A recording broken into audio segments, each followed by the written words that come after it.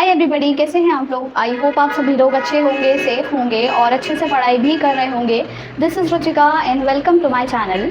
सो आज से हम कंटिन्यू करेंगे हमारा ये chapter number 7 of microeconomics, that is production function and returns to a factor. और इसके ऑलरेडी हम 2 वीडियोज़ कर चुके हैं। सबसे पहले हमने पढ़ा कि भाई प्रोडक्शन फंक्शन क्या होता है और उसके बारे में हमने बहुत सारी चीज़ें पढ़ी थी। आपका जो जैसे short run, long run production function, fix factor, variable factors, ये सब हमने पढ़ा। लास्ट वीडियो में हमने पढ़ा था कि आपके टोटल प्रोडक्ट, मार्जिनल प्रोडक्ट और एवरेज प्रोडक्ट, ये जो 3 नए टॉपिक्स या फिर कॉन्सेप्ट्स हैं ये आपने समझने थे। ये तीनों हमने समझे। इनके बीच में हमने न्यूमेरिकल रिलेशनशिप देखा कि कैसे फॉर्मूला के थ्रू रिलेटेड हैं, ये सब चीज़ें हमने पढ़ी थी।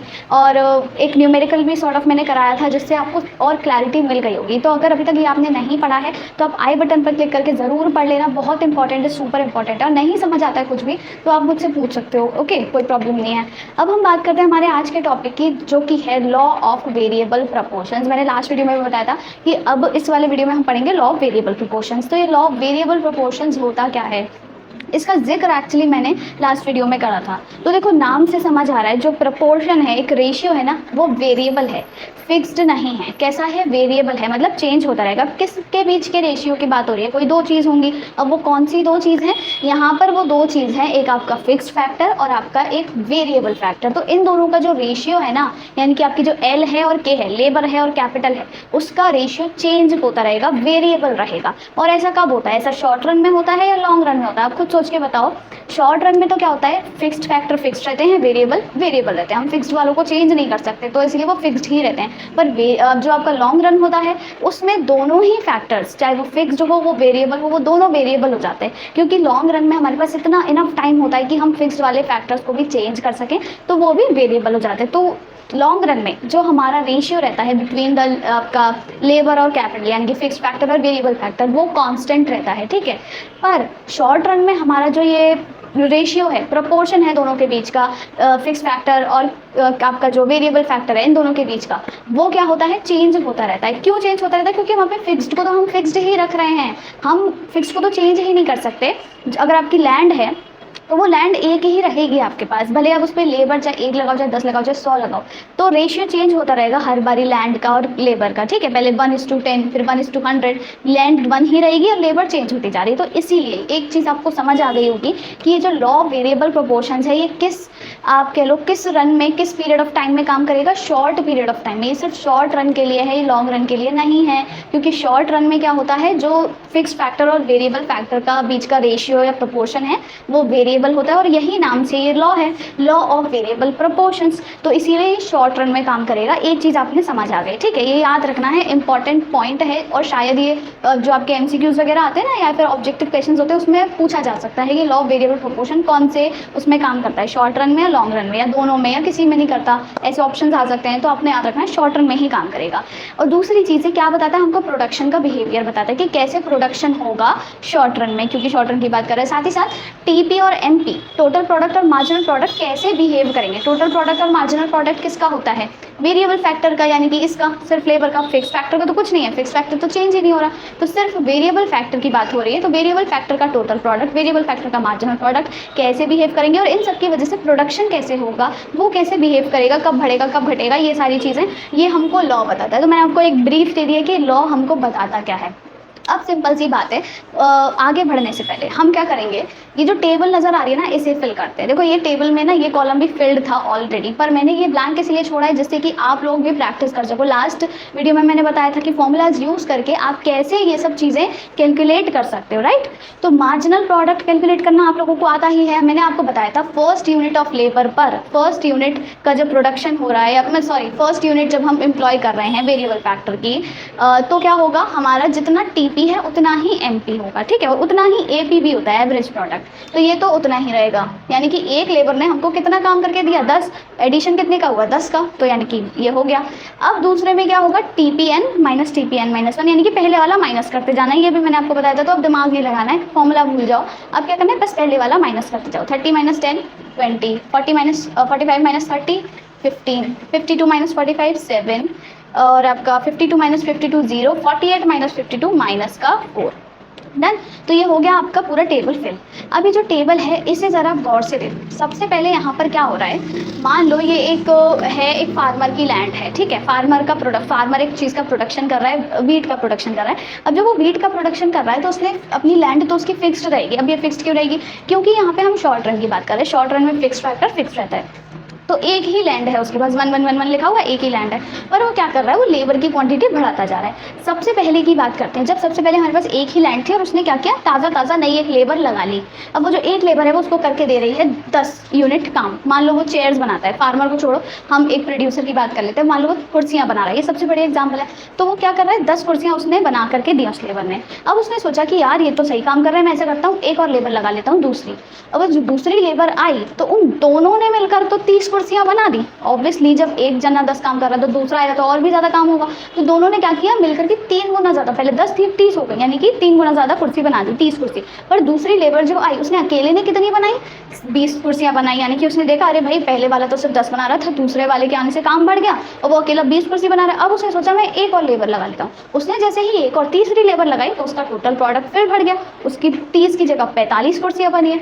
पर उसने देखा 30 की जगह 45 तो बनी है, पर उस अकेले ने कितनी बनाई है, उसने पहले से कम बनाई है। दूसरे नंबर का बंदा 20 कुर्सियाँ बना रहा था तो तीसरे नंबर का बंदा ज़्यादा नहीं बना रहा, 20 भी नहीं बना रहा, इनफैक्ट कम बना रहा है। कितनी, 15 कुर्सियाँ बना रहा है, ठीक है। तो यहाँ पे हमारा हो जाता है ये एक फेज। ये मैं आपको आगे बताऊंगी। अभी तक ये समझ आया, पहले हमारा क्या हुआ था, मार्जिनल प्रोडक्ट बढ़ा, ऑब्जर्व करते जाओ, मार्जिनल प्रोडक्ट बढ़ रहा था। अब हमारा मार्जिनल प्रोडक्ट कम हो गया। अब उसने सोचा कि और लगा लेते हैं हम, उसने और लेबर लगाई, चौथी लगाई, फिर से हमारा टोटल प्रोडक्ट बढ़ा। टोटल प्रोडक्ट देखो बढ़ता जा रहा है, यहाँ तक भी बढ़ रहा है, तो टोटल प्रोडक्ट बढ़ा पर मार्जिनल प्रोडक्ट और घट गया। यानी कि अब जो चौथा वाला बंदा आया उस चौथे बंदे ने क्या किया, कुछ काम नहीं किया, मतलब काम तो किया, 7 कुर्सियाँ बनाई पर कम बनाई, ठीक है, कम कुर्सियाँ बनाई। फिर जो 5वां बंदा आया, अब उस 5वें बंदे ने क्या किया, 5वां बंदा भी आया तो 4 मिलके देखो 52 कुर्सियाँ बना रहे थे। 5वां आया तो भी 52 कुर्सियाँ बन रही, यानी कि 5वें ने कुछ काम किया क्या, नहीं, वो एक्स्ट्रा था, उसके आने ना आने से कोई फर्क ही नहीं पड़ा। 4 लोग भी पहले 52 कुर्सियाँ बना रहे थे, 5वां भी आया, 5वां भी मिलकर 52 कुर्सियाँ ही बना रहे हैं, यानी कि 5वें ने तो कुछ काम ही नहीं किया, वो आके बस खाली बैठा हुआ है और फ्री की मौज उड़ा रहा है, ठीक है। तो यहाँ पर हमारे पास हो जाता है एक और फेज, ठीक है। अब क्या हुआ, उस प्रोड्यूसर ने सोचा कि यार हो सकता है कि लेबर कम पड़ रही है, इसीलिए अब मेरा टोटल प्रोडक्ट बढ़ा नहीं, पहले भी 52 था अब भी 52 है, मैं एक और लेबर लगा लेता हूँ। उसने जैसे ही एक और लेबर लगाई तो उसका टोटल प्रोडक्ट बढ़ा नहीं, उसका टोटल प्रोडक्ट नहीं बढ़ा। अब क्या हुआ, उल्टा कम हो गया भाई साहब, अब वो नीचे चला गया। 6वीं लेबर आई तो 52 से 48 पर आ गया, कहाँ पर आ गया, 48 पर आ गया, और ये हो गया आपका मार्जिनल प्रोडक्ट -4। यानी कि इस 6वीं लेबर ने कोई काम नहीं किया, इसने आके सिर्फ और बातें बनाई और दूसरों को डिस्टर्ब किया। टोटल प्रोडक्ट जितना भी था उसको और कम कर दिया, ठीक है, खुद तो काम किया ही नहीं और दूसरों को भी नहीं काम करने दिया। तो ये आपके 3 फेजेस हो गए हैं, फर्स्ट फेज, सेकेंड फेज और ये आपका थर्ड फेज। ये 3 फेजेस आपने याद रखने हैं और इन तीनों फेजेस के नाम होते हैं। तीनों फेजेस के क्या क्या नाम हैं, इनके नाम याद रखने हैं, इंक्रीजिंग रिटर्न्स टू फैक्टर, ठीक है, मैं शॉर्ट में लिख रही हूँ, रिटर्न्स टू फैक्टर। यहाँ पे है आपका डिमिनिशिंग या फिर डिक्रीजिंग, कुछ भी लिख लो, ठीक है, एक ही बात होती है, डिमिनिश होना मतलब डिक्रीज होना, डिमिनिशिंग रिटर्न्स टू फैक्टर। यहाँ पे आपको कैसे मिल रहे हैं, नेगेटिव रिटर्न्स टू फैक्टर। तो ये 3 आपके फेजेस हो गए हैं, क्या क्या है, increasing returns to factor first वाला, दूसरा है डिमिनिशिंग रिटर्न्स टू फैक्टर, तीसरा है थर्ड वाला नेगेटिव रिटर्न्स टू फैक्टर। अब इनका मतलब क्या है, अब आपने जो चीज़ें ऑब्जर्व की है ना, इसको मैं अब एक बार लिखती हूँ, इसको लिखती हूँ फिर आपको अच्छे से समझ आएगा। फर्स्ट पॉइंट ध्यान से समझो, हमारे जो तीनों फेजेस है ना, ये बोल क्या रहे हैं।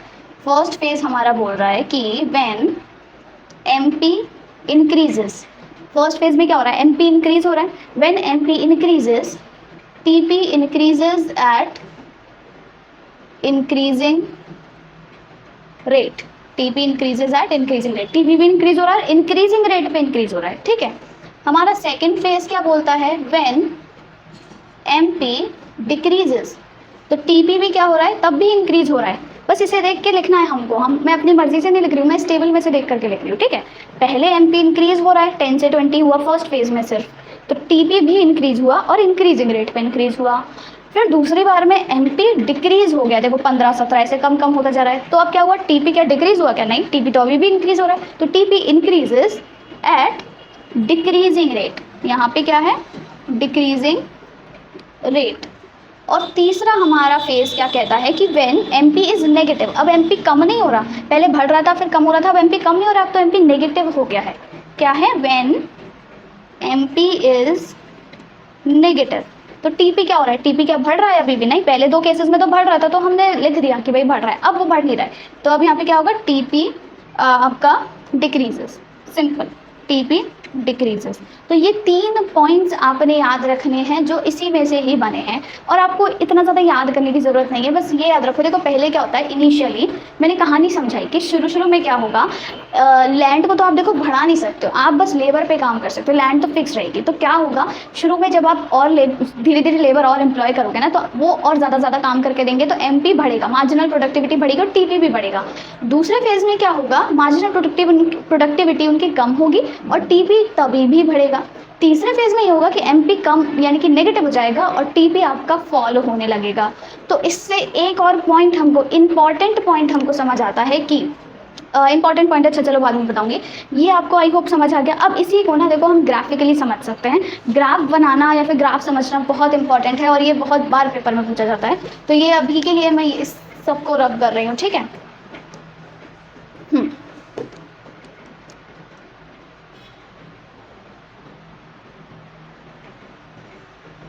ठीक है, अब देखो ग्राफ कैसे बनाना है। आपके पास 2 ऑप्शन है, या तो आप क्या करो, दोनों ग्राफ्स को अलग अलग बना लो, टीपी का अलग, एमपी का अलग। टीपी का ऊपर बन जाता है, एमपी का नीचे बन जाता है, वो भी मैं बता दूंगी, पर अभी के लिए मैं दोनों साथ में बना रही हूँ, ठीक है। अभी के लिए मैं दोनों साथ में बना रही हूँ। ये हो गया आपका यहाँ पर वाई एक्सेस, ठीक है। वाई एक्सेस पे आपका हम ले लेते हैं टीपी और एमपी साथ में, राइट। और यहाँ पे आपकी हो गई लेबर, यूनिट्स ऑफ लेबर, ठीक है, यानी कि आपका वेरिएबल फैक्टर कितने हैं? 6 तक हैं, 1 2 3 4 5 और ये 6। अब ये हमारा टीपी हाईएस्ट कहाँ तक है? 52 तक है, तो हम 8 का गैप ले लेते हैं, 8 16 आपका 24 32 40 48 56, ठीक है। और 40, हाँ 40 32 24 16 और ये 8। तो साथ ही साथ आपको ये भी लेना है, एमपी नेगेटिव में है तो यानी कि यहाँ पर आ जाएगा ये -8। ये डन हो गया, ये है नीचे वाई डैश, ये ऊपर वाई और ये है एक्स, ये है 1 2 3 4 5 और ये 6। अब हम एक एक करके फटाफट से पॉइंट्स प्लॉट करते हैं टीपी के। पहले तो टीपी मतलब वेरिएबल फैक्टर और टीपी, यहाँ पे वेरिएबल फैक्टर और टीपी, ठीक है। तो पहले टीपी के पॉइंट्स, 1 पे 10 यानी कि 1 पे आपका 10, 1 पे 10 यानी कि कहाँ आ जाएगा आपका, थोड़ा सा इधर आ जाएगा, ठीक है, 1 पे 10। फिर आता है आपका 2 पे 30, 2 पे 30 मतलब इस जगह कहीं, ठीक है। फिर आ जाता है आपका 3 पे 45, 3 पर 45 इट मीन्स यहाँ। फिर आता है 4 पे 52, 52 52 और 5 पे भी 52 है, ठीक है। फिर है आपका 6 पर 48, 6 पर 48 यानी कि थोड़ा सा यहाँ, ये डन हो गया। ये हमारा बन गया टीपी का ग्राफ। अब इसको ज्वाइन करेंगे, देखो यहाँ से ऐसे ऐसा शेप बनता है टीपी का, ये हो गया आपका टीपी। समझ आ गया कैसे बनेगा? ऐसे करके ऐसे, ये याद रखना है, थोड़ा सा टेढ़ा मेढ़ा हो सकता है पर ऐसे ही बनेगा। यहाँ पे हाँ, ये वाला पॉइंट यहाँ आ जाएगा, डन। अब हमारा बनता है एमपी। एमपी को बना लेते हैं हम दूसरे स्केच से, ठीक है, दूसरे मार्कर से। ये है 1 पे 10, 1 पे 10 यानी कि ये इधर ही आएगा, 1 पे 10 ये वाला सेम पॉइंट है ना। फिर है 2 पे 20, 2 पे 20 मतलब यहाँ कहीं इधर, ठीक है। फिर है 3 पे 15, 3 पर 15 यानी कि ऑलमोस्ट इधर। फिर है 4 पे 7, 4 पे 7 मतलब यहाँ। फिर आ जाता है 5 पर 0 यानी कि यहाँ। फिर आ जाता है 6 पर -4 यानी कि इसको रब कर देती हूँ, बीच में आएगा ना 0 और 8 के बीच में यानी कि कुछ यहाँ, ठीक है। ये हो गया आपका। अब इसको जब हम देखो ज्वाइन करेंगे तो ये हमारा कैसा आएगा, यहाँ से ही जाएगा ये भी, पर ये ऐसे जाएगा नीचे, दिख रहा है, ये एमपी हो गया। अब देखो ये जो आपका टीपी है और ये एमपी है, ये सेम जो आपका ग्राफ है, आपको क्या करना है, एक्सप्लेन करना है। जैसे हमने टेबल के थ्रू ये सब एक्सप्लेन किया ना, इसी तरह ग्राफ के थ्रू आपको ये सब एक्सप्लेन करना है। ये सब अगर जैसे क्वेश्चन में आता है लॉ ऑफ वेरिएबल प्रोपोर्शन लिख करके बताओ, उसके बारे में बताओ, सबसे पहले आप लॉ के बारे में समझाओगे, टेबल बता देना, ये टेबल थोड़ी सी याद कर लेना बस। इसमें याद क्या करना है, ये टीपी एमपी, टीपी की वैल्यू याद करनी है, एमपी आप खुद ही निकालोगे। वेरिएबल फैक्टर आपको बताइए 1 2 3 4 5 6, फिक्स फैक्टर 1 1 1 रहेगा, उससे ही आप ये पॉइंट्स बताओगे, उसी से ही। और फिर उसका ग्राफ बना के, ग्राफ यहाँ से बनाओगे, ग्राफ से फिर आप ये चीज़ बताओगे। अब देखो इसे समझो पहले ग्राफ को। ये ग्राफ हमको क्या बता रहा है, टीपी का कर्व ये है, याद रखनी है, शेप जरूर याद रखनी है। अब शेप कैसे याद रखोगे, ये इंपॉर्टेंट है। देखो बहुत लोग मुझसे पूछते हैं शेप याद करने के लिए आपके पास बस एक ही ऑप्शन है, एक ही ऑप्शन है कि आप प्रैक्टिस करो। मतलब 4 बार देख करके बनाओ कैसे बन रहा है, फिर 2 बार बिना देख करके बनाओ, फिर दिमाग में सोचो कभी भी ऐसे अचानक से, तो आपको याद रहेगा डेफिनेटली। ये मतलब बहुत ही ज़्यादा प्रूवन मेथड है, आपको अच्छे से याद रहेगा, ठीक है। अब देखो इसमें हम यही समझते हैं, सबसे पहले क्या हो रहा है, पहले तो 3 फेजेस में इसे भी डिवाइड कर रहे हैं। जैसे इस टेबल को डिवाइड किया, ऐसे ही हम इसे डिवाइड करेंगे। इसे कैसे डिवाइड करेंगे, देखो फर्स्ट फेज है हमारा ये यहाँ, ठीक है। दूसरा हमारा फेज हो जाता है हाँ यहाँ, और ये हो गया आपका थर्ड फेज। ये है फर्स्ट फेज, ये है सेकेंड फेज और ये है थर्ड फेज। फर्स्ट फेज में देखो क्या हो रहा है, हमारा टीपी इंक्रीज हो रहा है, एनपी भी इंक्रीज हो रहा है। यही मैंने लिखा हुआ है, फर्स्ट फेज में एनपी इंक्रीज हो रहा है, TP increases at increasing rate. अभी रेट के बारे में मत समझो, ये मैं बताती हूँ, ठीक है। NP increases and TP increases at increasing rate. दूसरे फेज में क्या हो रहा है, एनपी डिक्रीज हो रहा है। अब देखो एमपी यहाँ तक फर्स्ट फेज खत्म है ना, ये फर्स्ट फेज की लाइन है। इसके बाद जैसे ही वो सेकेंड फेज में एंटर किया, वो डिक्रीज होना स्टार्ट हो गया। तो यहाँ से यहाँ तक देखो सिर्फ इतना पोर्शन, ठीक है, इतना पोर्शन ये क्या कर रहा है, डिक्रीज कर रहा है। देखो यहाँ पे ये डिक्रीज कर रहा है। और टीपी क्या हो रहा है, टीपी अभी भी इंक्रीज हो रहा है, टीपी अभी भी इंक्रीज हो रहा है। पर अब वो कैसी रेट पर इंक्रीज हो रहा है, वो इंक्रीजिंग पे नहीं, डिक्रीजिंग रेट पे इंक्रीज हो रहा है। अब इसका मतलब क्या है, ये जो वर्ड्स है ना ये थोड़े कंफ्यूज करेंगे, इंक्रीजिंग रेट डिक्रीजिंग रेट, तसल्ली से समझो। अगर टीपी पहले वाले में जैसे इंक्रीजिंग पे हो रहा है, अगर वो अभी भी इंक्रीजिंग पे हो रहा होता सेकेंड फेज में भी, तो वो यहाँ से ऐसे मुड़ने की बजाय ऐसे करके सीधा जाता ना, इंक्रीज होता जा रहा है ऐसे जाता ना, पर अब वो इंक्रीज नहीं करेगा, अब वो डिक्रीज करेगा। तो इसीलिए वो थोड़ा झुक गया है उधर की तरफ। अब उसको मुड़ना है, अब उसको कम होना है, तो वो झुक गया है, वो डिक्रीजिंग रेट पे इंक्रीज करना उसने स्टार्ट कर दिया है। तीसरा फेज हमारा क्या बोल रहा है, when MP is negative. MP देखो यहाँ, इसके बाद यहाँ पे सेकेंड फेज खत्म, जैसे ही उसने थर्ड फेज में एंटर किया वो नेगेटिव हो गया, एक्स एक्सिस के नीचे आ गया। तो जैसे ही एमपी नेगेटिव है, टीपी ने क्या किया, डिक्रीज करना स्टार्ट कर दिया। इस पॉइंट के बाद यहाँ पे क्या है, मैक्सिमम था ना टीपी, इधर देखो यहाँ पे टीपी मैक्सिमम था 52, उसके बाद ही तो डिक्रीज हुआ, यानी कि ये जो पॉइंट है 52, इसके बाद ये डिक्रीज करना स्टार्ट किया। तो ये आपको फेजेस याद रखने हैं। और एक और चीज़ याद रखनी है, यहाँ पे एक आता है point of inflection. Point of inflection कौन सा होता है, ये वाला पॉइंट, ये जो पॉइंट है ना इसे हम बोलते हैं पॉइंट ऑफ इन्फ्लेक्शन। ये पॉइंट ऑफ इन्फ्लेक्शन का मतलब क्या है, ये वो पॉइंट होता है जहाँ से टीपी अपना स्लोप चेंज कर देता है, टीपी अपना कर्वेचर चेंज कर देता है। कहाँ से गया उसने, यहीं से तो गया था, यहाँ तक तो वो इंक्रीजिंग रेट पे बढ़ रहा था, इसके बाद से उसने अपनी दिशा बदल लिया, वो डिक्रीजिंग रेट पे बढ़ना शुरू करेगा। तो यानी कि ये पॉइंट ऐसा है जहाँ से टीपी अपना चेंज कर देता है, कर्वेचर अपना स्लोप चेंज कर देता है। तो क्या होता है, ये कहलाता है पॉइंट ऑफ इन्फ्लेक्शन।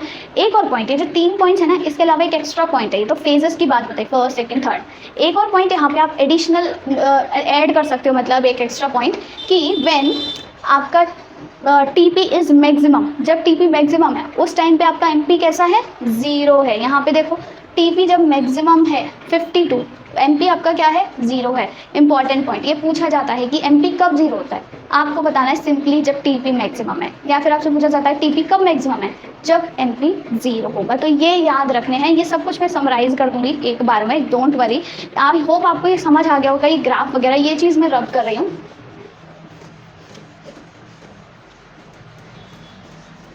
ठीक है। और एक्चुअली मैं सारा ही रब कर देती हूँ, रुको। और अब आपको अच्छे से एक बार फटाफट से सारी चीज़ें समराइज कर लेते हैं।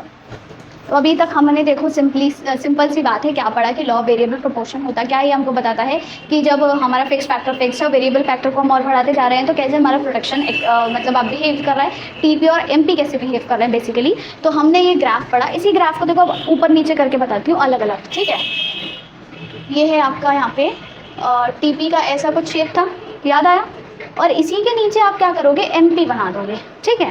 कैसे बनाओगे, यहाँ मैक्सिमम पॉइंट जो था इसका, यहाँ से लेकर के आओगे, ठीक है। मैक्सिमम पॉइंट पे टीपी जब मैक्सिमम होता है तो एमपी क्या होता है, 0, याद है मैंने बताया था।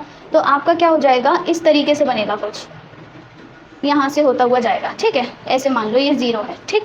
तो ये हो गया आपका एमपी, ये हो गया आपका टीपी, और यहाँ पे ये हो गया आपका फर्स्ट फेज, ये है आपका सेकेंड फेज, ये है आपका थर्ड फेज। अब देखो फर्स्ट फेज में सिंपल सी बात क्या हो रहा है, एमपी आपका इंक्रीज हो रहा है और टीपी भी आपका इंक्रीज हो रहा है। कैसे रेट पर, एट इंक्रीजिंग रेट, शॉर्ट में लिख रही हूँ मैं बिल्कुल। फिर सेकेंड फेज में क्या हो रहा है, एमपी आपको दिख रहा है कि भाई नीचे जा रहा है, तो टीपी क्या हो रहा है, टीपी अभी भी इंक्रीज हो रहा है बट एट डिक्रीजिंग रेट।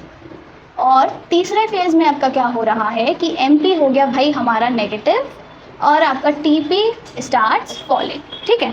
चौथा पॉइंट एक और मैंने क्या ऐड किया था, ये तो तीनों फेजेस की बात है। ये चौथा पॉइंट क्या है कि व्हेन टीपी इज मैक्सिमम, ठीक है, उस टाइम पे क्या होता है, एमपी इज 0। यहाँ पे टीपी मैक्सिमम है तो एमपी देखो एक्स एक्सिस पर है यानी कि 0 है।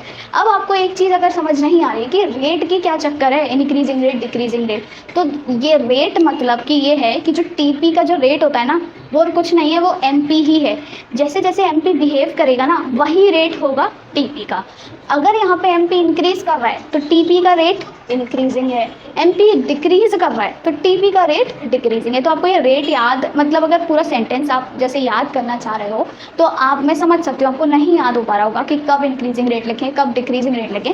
सिंपल सी बात है, इतना सेंटेंस याद करो, एमपी इंक्रीजेस, और ये ग्राफ दिमाग में याद रखो शुरू में, एमपी इंक्रीजेस, ठीक है, टीपी इंक्रीजेस। अब आई बात रेट की, तो टीपी कैसे रेट पे इंक्रीज करेगा, इसे देखो इंक्रीजिंग है तो इंक्रीजिंग रेट पे इंक्रीज करेगा। फिर दूसरा फेज याद करो जहाँ पर एमपी डिक्रीज हो रहा होता है और टीपी अभी भी इंक्रीज हो रहा है, तो एमपी डिक्रीजेस टीपी इंक्रीजेस। अब फिर दोबारा से याद करो ये कैसे रेट पे इंक्रीज करेगा टीपी, एमपी को देखो, एमपी डिक्रीज हो रहा है तो यहाँ पे लिख दो डिक्रीजिंग रेट।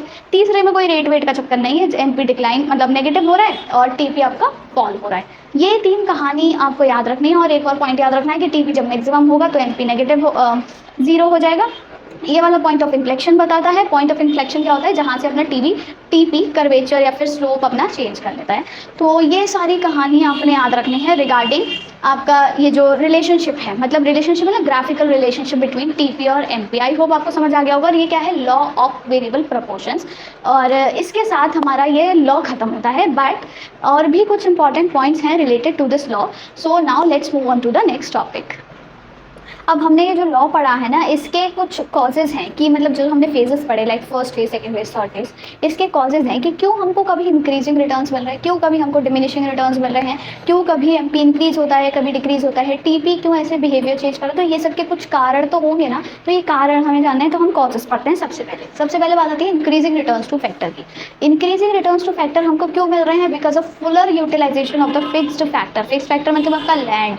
अब देखो शुरुआत में क्या था, लैंड तो हमारे पास एक ही है हमेशा, उस पर जो वेरिएबल फैक्टर है यानी कि लेबर, वो धीरे धीरे बढ़ता जा रहा है। पहले एक लेबर थी, उस एक लैंड पे एक लेबर कम थी, ठीक है, तो यानी कि वो आराम से यूज़ कर रहा था उसको।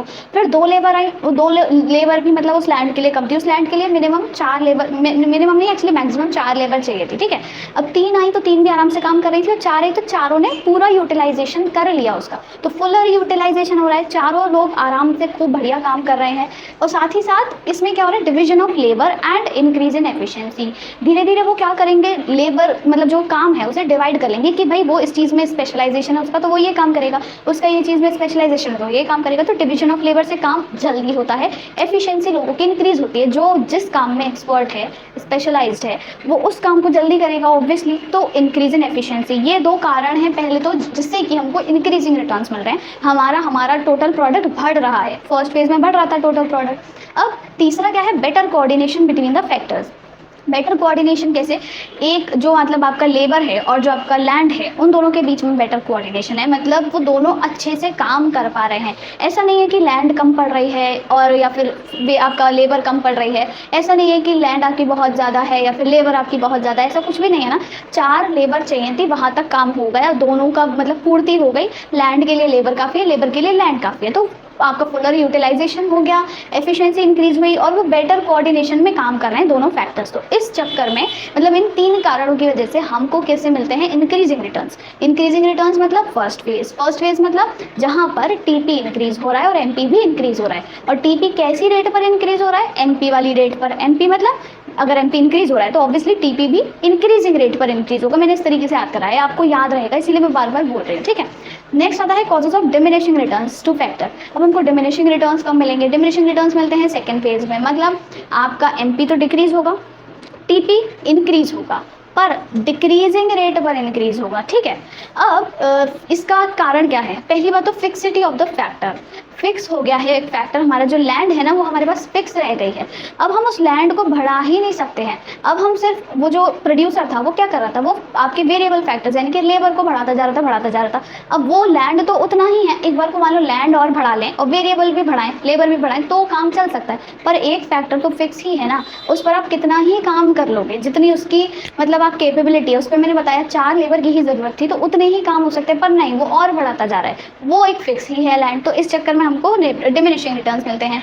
फिर आता है इम्परफेक्ट फैक्टर्स सब्स्टिट्यूटेबिलिटी।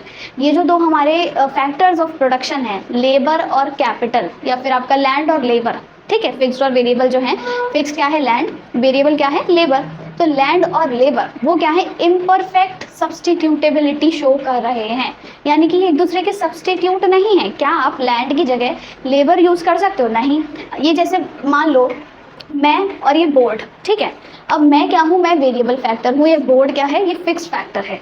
ऐसा नहीं है कि अब इस बोर्ड की जगह खाली बोर्ड ही बोर्ड हो और मैं चली जाऊँ तो बोर्ड आपको अकेला पढ़ा देगा, नहीं। और हो सकता है कि बोर्ड ना हो तो भी मैं आपको अकेले नहीं पढ़ा पाऊँ, यानी कि हम दोनों परफेक्ट सब्स्टिट्यूट्स नहीं हैं। ये जो फिक्स फैक्टर है और मैं ये जो वेरिएबल फैक्टर हूँ, मैं जो लेबर हूँ और ये जो लैंड है, ये हम दोनों इम्परफेक्ट सब्स्टिट्यूट्स हैं। इन दोनों को एक दूसरे की जगह यूज नहीं किया जा सकता। तो जो लैंड थी, अब लैंड कम पड़ रही थी, ठीक है, लेबर और ज़्यादा होती जा रही है, तो लैंड कम है तो ऐसा नहीं कि वो लेबर बढ़ाता जा रहा है तो उससे और काम बढ़ेगा, नहीं बढ़ेगा भाई, लैंड की कैपेबिलिटी के बाहर पहुंच गए हो तुम, ठीक है। लैंड पे बस 4 लोगों की जरूरत थी, तुमने 6-7 बढ़ा दिए, तो इससे क्या होगा, हमको डिमिनिशिंग रिटर्न्स मिलेंगे।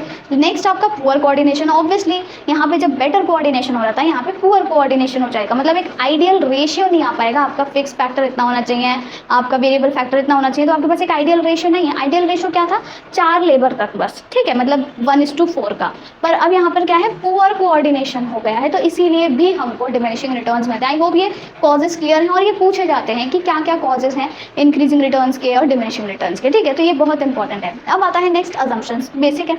अजम्पशंस मैंने एक तो बता ही दिया था, क्या कि ये शॉर्ट रन में ही काम करता है, जहाँ पर कुछ फैक्टर्स फिक्स होंगे और कुछ वेरिएबल होंगे, वहीं बात करते हैं, क्योंकि लॉन्ग रन में कोई फिक्स्ड नहीं रहता, लॉन्ग रन में सभी वेरिएबल में पहुंच जाते हैं, ठीक है।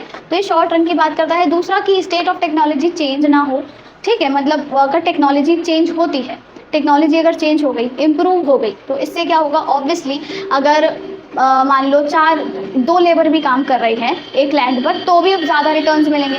अगर उसी पर एक लैंड के साथ 7 लेबर भी काम कर रहे तो भी ज़्यादा रिटर्न्स मिलेंगे, यानी कि टेक्नोलॉजी चेंज होगी तो ऑब्वियसली इंप्रूवमेंट हुआ टेक्नोलॉजी में, तो हमको ज़्यादा रिटर्न्स मिलेंगे, जो कि लॉ के अगेंस्ट है। तो यहाँ पे टेक्नोलॉजी कांस्टेंट रहनी है। और एक और है ratio of factors can be change. तो ये तो हमने देखा कि रेशियो जो है वो चेंज होता जा रहा है। पहले लैंड 1 थी, लेबर 1 थी, 1:1, फिर लैंड 1 थी, लेबर 2 थी, 1:2, फिर ऐसे 1:3, 1:4, है ना। तो यहाँ पे रेशियो चेंज किया जा सकता है, जो कि चेंज हो ही रहा है। तो ये था आपका लॉ ऑफ वेरिएबल प्रोपोर्शंस।